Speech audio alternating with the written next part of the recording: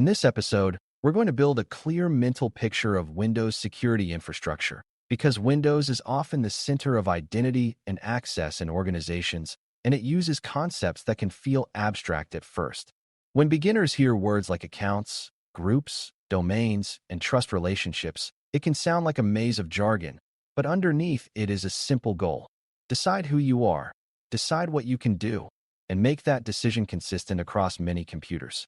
Windows security infrastructure is the system of identities, memberships, and relationships that allow a user to sign in, receive permissions, access resources, and be held accountable for actions. If you understand the infrastructure, you can reason about access control without memorizing 1,000 settings, because you'll know which parts create identity and which parts grant capability. We'll walk through accounts and groups first, then move into domains, and finally explain trust relationships, which are the bridges that connect identity systems together. Start with an account, because an account is the core unit of identity in Windows.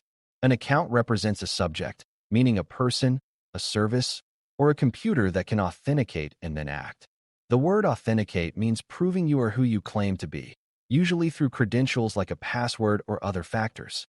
Once authenticated, Windows associates your session with a security token, which is a package of identity details that includes your account and the groups you belong to. A beginner-friendly way to think about a token is a stamped wristband at an event, where the stamp indicates which areas you are allowed to enter. That token is not just a label. It is what Windows uses to make access decisions every time you try to open a file, run an administrative action, or connect to a shared resource. This is why identity is not just about logging in, because identity becomes an ongoing context for everything you do afterward. Windows has different types of accounts, and the difference matters because it changes where identity is managed and how far it reaches. A local account exists only on one computer, so its identity and password are stored and managed on that computer. A domain account exists in a centralized directory, and it can be used across many machines that belong to that domain. Beginners often assume an account is just an account, but the scope of the account is a major security factor. Local accounts can be useful for standalone systems and for recovery scenarios, but they can also create management problems at scale because each system has to be maintained separately. Domain accounts are designed to solve that by allowing central management, consistent policy, and easier auditing across many systems. Understanding the scope of an account helps you predict what happens when you change a password, disable an account, or grant a permission. Groups exist to make permission management scalable, because assigning permissions to individuals one by one does not work well in real environments. A group is a collection of accounts treated as a unit for access decisions, meaning you can grant a permission to the group and every member receives that permission. This sounds simple, but it becomes powerful because groups can represent roles, like help desk, developers, or finance users, instead of representing specific people. That role-based thinking reduces mistakes because you are less likely to forget to remove access when someone changes jobs if their role membership changes. A beginner misconception is that groups are only about convenience, but they are also about security because they improve consistency and reduce the chance of overly broad access being granted informally. Groups also support nested membership, meaning groups can be members of other groups, which enables large-scale design, but also introduces complexity if not managed carefully. Within Windows, some groups are built in and carry special powers, which means membership should be treated as high risk. The most obvious example is administrative groups that allow broad system control. Beginners sometimes think the safest approach is to give everyone administrator access to avoid friction, but that creates an environment where any mistake or compromise becomes catastrophic.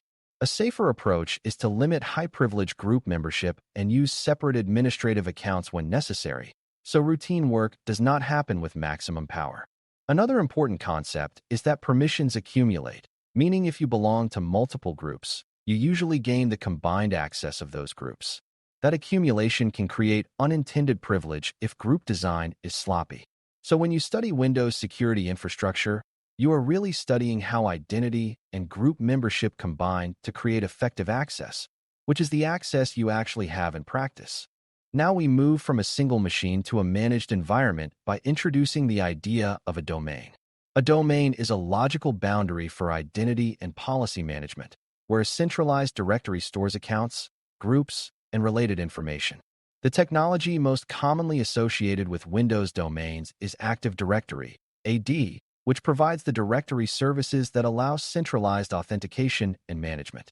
When computers join a domain, they become part of a system where domain accounts can sign in and where policies can be applied consistently.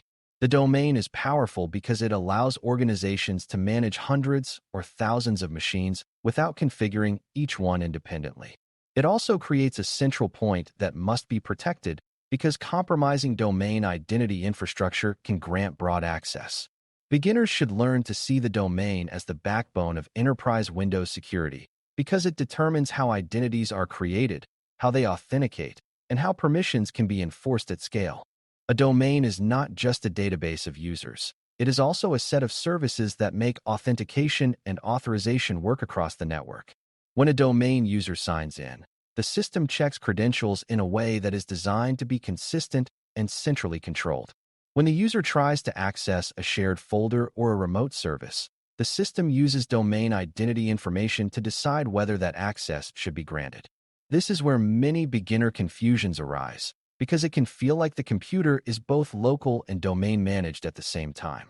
The key is that local security still exists, but domain identity can be used as a trusted source of authentication and group membership. In other words, the computer can enforce its own local permissions while relying on the domain to tell it who the user is and which groups they belong to. That combination is what makes centralized identity so powerful. Trust relationships are the bridges that allow one security boundary to accept identities from another boundary. In simple terms, a trust is an agreement that says, if you can prove your identity over there, we will accept that proof over here under defined rules. This matters because organizations often have multiple domains or multiple forests, meaning separate directory structures that may need to share access in controlled ways. A beginner might wonder why you would not just put everyone in one domain, but real environments have mergers, acquisitions, business units, and security separations that lead to multiple identity realms. Trust relationships allow access without duplicating accounts everywhere, but they also create risk, because a trust can become a path for attackers to move from one domain to another if it is too permissive or poorly monitored. So trust is not inherently bad, but it must be understood as a security-relevant relationship, not just a convenience feature. To make trusts easier to grasp, imagine two companies with separate employee badge systems that decide to let each other's employees into certain shared facilities. That decision saves time and reduces administrative duplication, but it also means that if one company's badge system is compromised, the other company may be affected. The same logic applies in Windows. If domain A trusts domain B, then identities from domain B may be accepted in domain A, depending on how the trust is configured. The important beginner lesson is that trust expands the set of identities that can potentially access resources, and it can expand the blast radius of compromise. That does not mean you should avoid trust always, but it does mean you should treat trust relationships as critical security architecture. When you are analyzing risk, you ask not only who has access in this domain, but also which external identities are accepted through trust. Another practical piece of Windows security infrastructure is understanding how computers themselves fit into the identity picture. Domain-joined computers are not just passive machines. They have identities in the domain, and they participate in authentication and policy enforcement.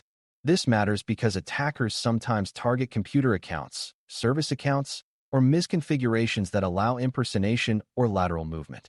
Beginners often think only user accounts matter, but services and machines can be just as powerful, especially when they run with elevated permissions or have access to sensitive resources. When you broaden your mental model to include these non-human identities, Windows infrastructure makes more sense. It is an ecosystem of identities that interact, not just a list of human usernames. This is also why inventory and governance matter so much in Windows environments, because unmanaged accounts and stale group memberships become quiet security debt. As you learn these concepts, it helps to connect them to the security goals of confidentiality, integrity, and availability, because infrastructure exists to support those goals.